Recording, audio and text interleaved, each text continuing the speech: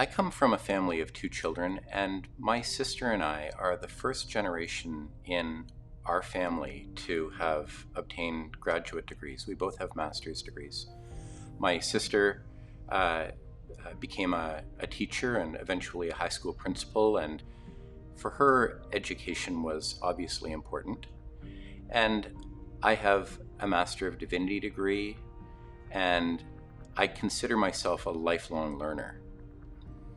And I realize the blessing that it's been to me and my sister to have had parents who supported us and gave us the encouragement that we needed in order to pursue uh, further studies.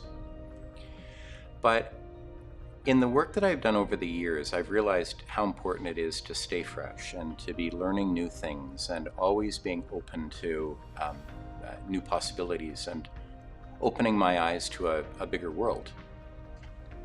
So a couple of years ago, I had the privilege to attend the International Institute of Human Rights in Strasbourg, France. It's at the René Cassin Institute. René Cassin was one of the primary drafters of the United Nations Universal Declaration of Human Rights, along with Canadian John Humphrey. And the theme of the summer program there was human rights defenders. And I had the privilege to be in a room with 120, 150 lawyers, judges, academics, and practitioners, human rights defenders, who were participating in this program with me. They came from all over the world. People from many countries in Africa, people from Asia. Instances in some of the classrooms where when we were going around and introducing ourselves, some of the people who were introducing themselves were actually hesitant to state their name and what their role was in the country they came from, because as human rights defenders, they were at risk.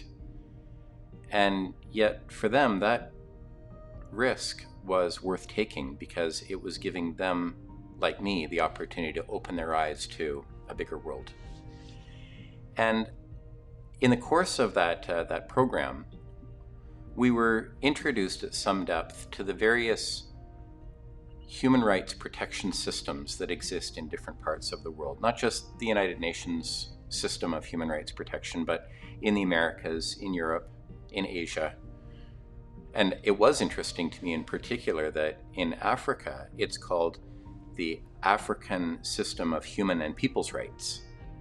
And the understanding that we're not just individuals, but we are peoples. We are people who are joined together by common culture, a connection to the land, to similar language, to certain histories. And that we can't just think of ourselves as individuals, but that we need to understand ourselves as connected to others, that we live relationally. This is a unique thing about the African system. There's this emphasis placed on the interconnectedness of peoples. And what I found over the course of that particular program was that it really did open my eyes to the challenges that are faced by human rights defenders around the world. Not necessarily people who are doing the things that might be considered heroic in the sense of running into burning buildings, but in some instances, a teacher can be a human rights defender, as that teacher stands alongside a student in her class who is susceptible to exploitation or mistreatment. And there came a point in the course of this program where there was a request for a show of hands. And the question was, who here is a human rights defender?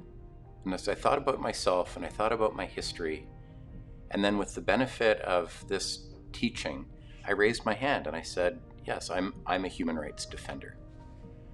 And I think that for an organization like Wellspring that is addressing issues of education in Central and East Africa, beginning with Rwanda, there needs to be the realization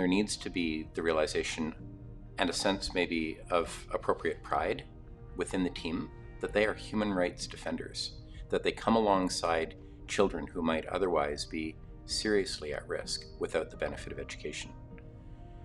For Wellspring supporters to realize that what they're doing through their financial support, their prayerful support, their moral support, is that they are advancing the work of defending human rights.